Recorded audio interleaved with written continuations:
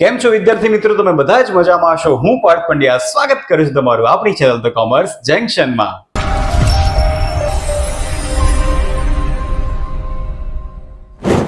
વિદ્યાર્થી મિત્રો, આ વિડીયોમાં આપણે શીખવાના છે 3 માર્ક્સનો બીજો એક મોસ્ટ ઇમ્પોર્ટન્ટ કોન્સેપ્ટ, એટલે કે પરંપરિત આધારમાંથી અચલ આધારના સૂચકાંકમાં પરિવર્તન. જો હજુ પણ સૂચકાંકના આગળના વિડીયો તમે નથી જોયા તો ઉપર આઈ બટન પર ક્લિક કરીને તમે આગળના બધા જ વિડીયો જોઈ શકશો. વિદ્યાર્થી મિત્રો, આ કોન્સેપ્ટમાં તમારે વધારે ધ્યાન આપવું પડશે, કેમ કે આ કોન્સેપ્ટ થોડો ડિફિકલ્ટ છે કેલ્ક્યુલેશનની દ્રષ્ટિએ, કેમ કે દરેક આન્સરનો ઉપયોગ આપણે આગળ કરતો જવાનો છે અને આગળના વર્ષ માટેના આન્સર શોધતા જવાના છે. પણ વિડીયો જોતાની સાથે આ કોન્સેપ્ટ પણ તમને એકદમ ઈઝી લાગશે અને સરળતાથી તમે આનો દાખલો ગણી શકશો. પણ એની માટે તમારે વિડીયોને એન્ડ સુધી જોવાનો છે. તો ચાલો શરૂ કરીએ. દાખલાની શરૂઆત કરતા પહેલા સૂત્ર સમજી લઈએ, કેમ કે સૂત્ર આવડશે તો જ તમે આ ક્વેશ્ચન સોલ્વ કરી શકશો. માટે જ્યારે પણ પ્રશ્નમાં તમને એવું કીધું હોય કે પરંપરિત આધારમાંથી કન્વર્ઝન તમારે અચલ આધારના સૂચકાંકમાં કરવાનું છે, એટલે કે પરિવર્તન કરવાનું છે, તો એનું સૂત્ર છે અચલ આધારે સૂચકાંક બરાબર. ખાસ એક વસ્તુ ધ્યાન રાખવાની છે કે અહીંયા સૂત્રની અંદર સૌથી પહેલા ચાલુ વર્ષનો પરંપરિત આધારે સૂચકાંક લેવાનો છે. એટલે જે તમને ક્વેશ્ચનમાં નંબર્સ આપેલા હશે, ઇન્ડેક્સ નંબર આપેલા હશે, એ તમારે પહેલા લેવાના છે. એનો ગુણાકાર આગળના વર્ષનો એટલે કે અગાઉના વર્ષનો અચલ આધારે સૂચકાંક સાથે કરવાનો છે. એટલે અહીંયા તમારે ખાસ કેલ્ક્યુલેશનની અંદર ધ્યાન રાખવાનું છે. જો એકમાં ગડબડ કરી તો આગળના બધા જ આન્સર તમારા ખોટા થઈ જશે. માટે એક યરનું કેલ્ક્યુલેશન આ કોન્સેપ્ટ માટે ખૂબ જ ઇમ્પોર્ટન્ટ છે. ક્યારે? જ્યારે પરંપરિતનું પરિવર્તન અચલ આધારમાં કરવાનું હોય ત્યારે. બીજી એક મહત્વની વસ્તુ કે આગળના કોન્સેપ્ટમાં આપણે જોયું હતું કે ત્યાં 2 નિયમ હતા કે આધાર વર્ષ આપ્યું હોય ત્યારે શું કરવું, આધાર વર્ષ ન આપ્યું હોય ત્યારે શું કરવું. તે એ કોન્સેપ્ટ તમને ચાલુમાં દાખલામાં જ હું તમને સમજાવી દઈશ.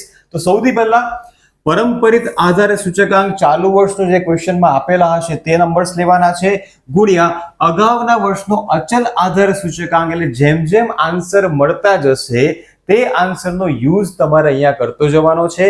અને છેદમાં છે 100, 100 વડે અહીંયા ભાગાકાર કરવાનો છે. અત્યાર સુધી 100 વડે ગુણાકાર કરતા હતા, પણ આ સૂત્રની અંદર તમારે છેદમાં 100 લેવાના છે. હવે ઘણા બધા વિદ્યાર્થીઓને આ કોન્સેપ્ટ અઘરો લાગતો હોય છે અથવા સૂત્ર યાદ રહેતું હોતું નથી. તો એની માટે તમારે આ યાદ રાખવાનું છે. તમે ઇઝીલી સૂત્રને યાદ રાખી શકશો. તો જોઈ લો કઈ રીતના તમારે યાદ રાખવાનું છે. તમારે એક લાઈન યાદ રાખવાની છે, ચાલ પરાગ આગળ આવ. શું યાદ રાખવાનું છે? ચાલ પરાગ આગળ આવ. એના બધાના પહેલા વર્ષ આપણે પકડીએ તો ચા એટલે કે ચાલુ વર્ષનો કેવો પરંપરિત આધારે સૂચકાંક. એટલે પહેલું આપણને મળી ગયું ચાલુ વર્ષનો પરંપરિત આધારે સૂચકાંક. વચ્ચે ગુણાકાર કરી દેવાનો છે જે સૂત્રમાં છે તે રીતે. અને પછી આ એટલે કે અગાઉના વર્ષનો અથવા તો આગળના વર્ષનો. અગાઉની જગ્યાએ તમે આગળના વર્ષનો પણ લખી શકો છો. અને આ એટલે કે અચલ આધારે સૂચકાંક અને છેદમાં 100 તમારે મૂકી દેવાના છે. તો આ રીતે પણ તમે સૂત્રને યાદ રાખી શકશો. કોન્સેપ્ટ સેજ પણ અઘરો નથી. ટ્રિકનો યુઝ કરીશું એટલે આ દાખલો પણ આપણને એકદમ ઈઝી લાગવા માંડશે. વિદ્યાર્થી મિત્રો, આ કોન્સેપ્ટ માટે આપણે સોલ્વ કરવાના છીએ ચોપડીનું ઉદાહરણ નંબર 10. તો સૌથી પહેલા રકમ વાંચી લઈએ. વર્ષ 2008-9 થી લઈને 15-16 સુધીના ખાદ્ય ચીજ વસ્તુઓના ભાવના પરંપરિત આધારે મેળવાયેલ સૂચકાંક તમને નીચે પ્રમાણે આપેલા છે. નીચે તમને વર્ષની સાથે સાથે સૂચકાંક આપેલા છે, પણ આ સૂચકાંક એવા છે પરંપરિત આધારે છે. એનું કન્વર્ઝન આપણે શેમાં કરવાનું છે? અચલ આધારે સૂચકાંકમાં કરવાનું છે, એટલે કે પરિવર્તન કરવાનું છે. સાથે તમને એ પણ કીધું છે કે આધાર વર્ષ કયું છે? 2007-8. એટલે જ્યાંથી આપણને માહિતી આપી છે 2008-9 થી, એનું અગાઉનું વર્ષ કેવું છે? 2007-8 આધાર વર્ષ છે. હવે વિદ્યાર્થી મિત્રો, આ મેથડમાં તમારે એક વસ્તુ યાદ રાખવાની છે કે ક્વેશ્ચનની અંદર આધાર વર્ષ આપેલું હોય કે ન આપેલું હોય, ક્વેશ્ચન ગણવામાં કોઈ ફરક પડતો નથી.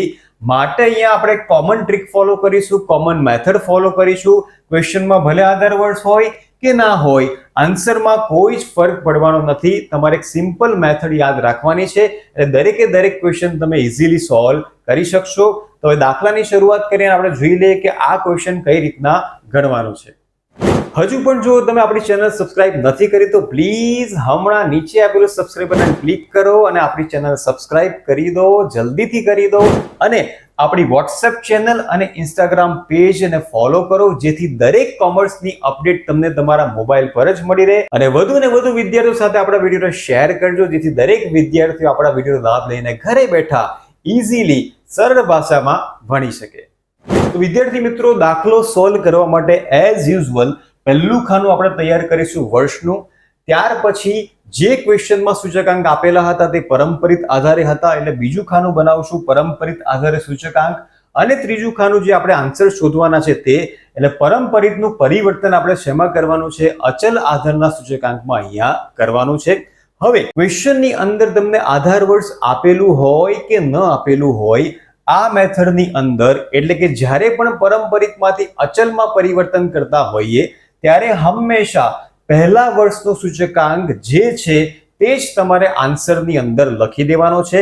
એટલે અહીંયા 2008-9 નો જ્યારે કન્વર્ટ કરશું પરંપરિતમાંથી અચલ આધારે સૂચકાંકની અંદર ત્યારે એ જ આન્સર તમારે લખવાનો છે સેમ ટુ સેમ એટલે કે 134.8.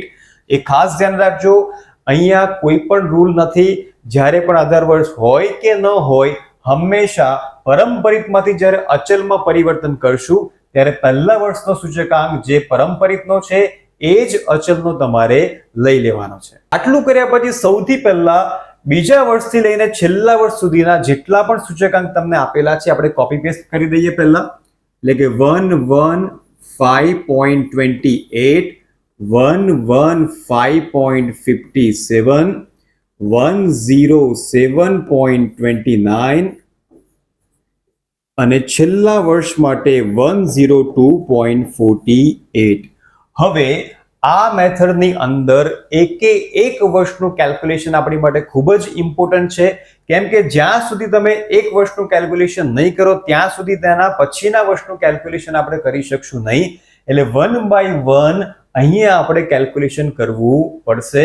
તો સૌથી પહેલા જુઓ, સૂત્રની મદદથી આપણે સમજીએ કે ચાલુ વર્ષનો પરંપરિત આધારે સૂચકાંક જે આપણને ક્વેશ્ચનમાં આપ્યો છે તે આપણે મૂકી દીધો.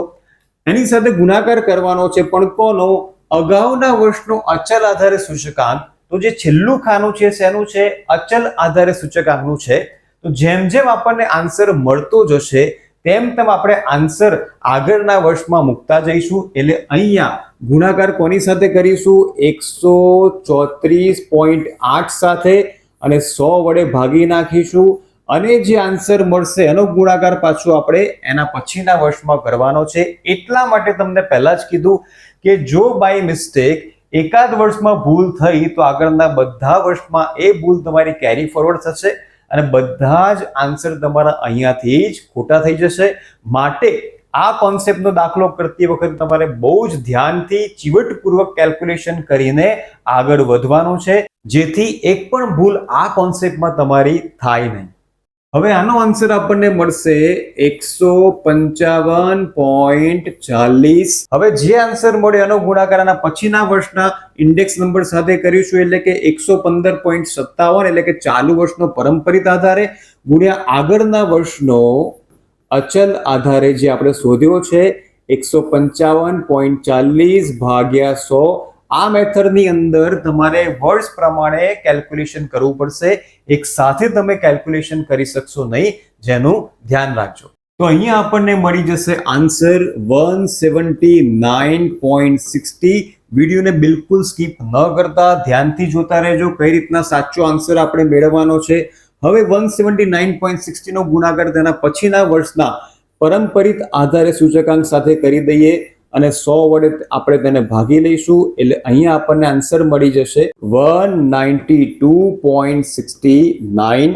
હવે એના પછીના વર્ષ સાથે એના આગળનો જે આન્સર મળ્યો છે એનો ગુણાકાર કરી લઈએ એટલે કે 192.69 છેદમાં 100 ઇઝ ઇક્વલ ટુ 211.79. હવે આગળના વર્ષમાં ફરીથી ગુણાકાર 211.79 છેદમાં 100 ઇઝ ઇક્વલ ટુ 238.9.